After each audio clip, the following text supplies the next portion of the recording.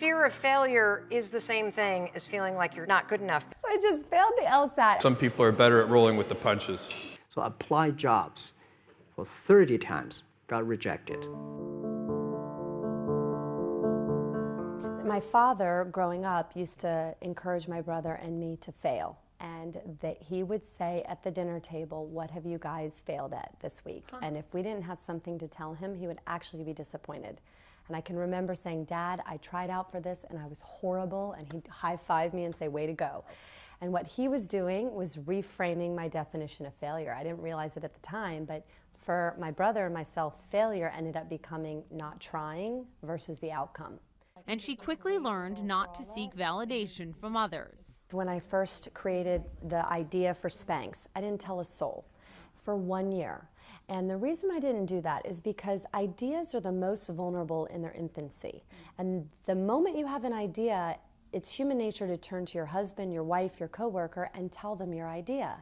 And out of love and concern, oftentimes people will tell you the 2 or 3 things that they think maybe you should consider, and it stops people a lot of times often right in their tracks. So by not telling anybody my idea for 1 year, I left ego out of it. And I didn't have to spend the time defending my idea or explaining my idea. I spent all the time pursuing my idea. You tried to get into 3 colleges. Each time they rejected you. No, I tried. There's an examination that young people, if you want to go university, you have to take the examinations. So I failed 3 times. But a lot of fail. I failed for funny things that I failed a key primary school test for 2 times. And I failed 3 times for the middle schools. And you will never believe in Hangzhou, my city, there's only 1 middle school that lasts only 1 year. It was changed from primary school to middle school because our graduates of our school, no middle school accept us because we were too bad. Yeah. They would become a middle school. What effect did it have, though, being rejected? Well, I think we have to get used to it. We're not that good. Even today, we still have a lot of people reject us. I think when I graduate from universities, and before I, for 3 years, I tried to fill in the universities. So I applied jobs for 30 times, got rejected. I went for a police. They said, no, you're not good. I went to even the KFC. When KFC came to China, come to my city, 24 people went for the job. 23 people were accepted. I was the only one guy. And we went for police. 5 people, 4 of them accepted. I was the only guy that I received it. So to me, being turned down, rejected.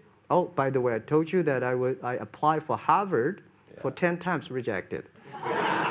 I know I'll be rejected. I just don't want to say that. They're sorry now. 10 times you wrote them and said, I'd like to come to Harvard. Yeah. And then I told myself, someday I should go teach there, maybe. People tend to overweight risk on a personal level. It's one thing if you've got, a mortgage to pay and kids to support, and that if you were to deviate from your job, that, well, how are you going to feed your family and pay the rent? And okay, that's understandable. But let's say you're young and you're just coming out of college or coming out of high school or whatever.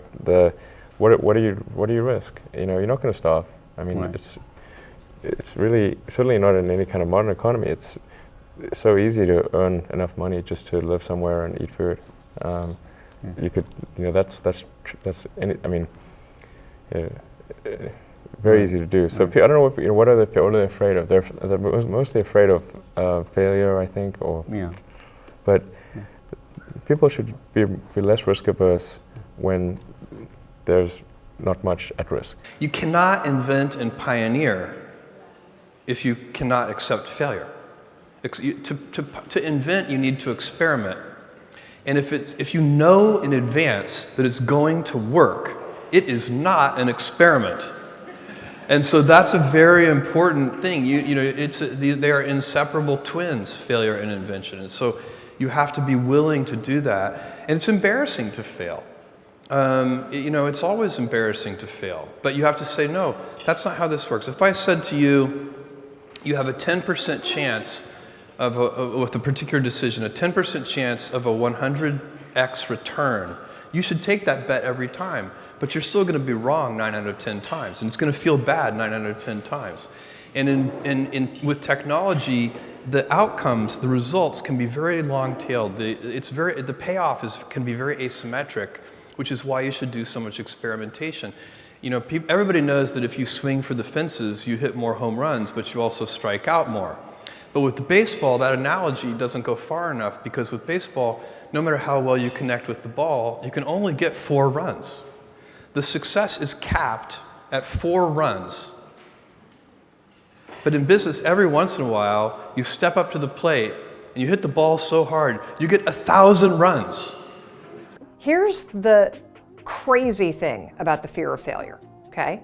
The reason why most people fail is because they're afraid of failing. Your fear is making you do the thing you're most afraid of. You fail because you don't try. I mean, it's like crazy. I hope that this is hitting you like a punch in the gut, that it's actually the fear of failing that makes you feel like a failure. And the solution is really simple. You have to push through it, because you're never going to get what you want in life if you don't learn how to push yourself outside your comfort zone. It's also the fear of uncertainty that you're dealing with, the uncertainty of what happens if everything doesn't go according to plan. The thing is it never goes away.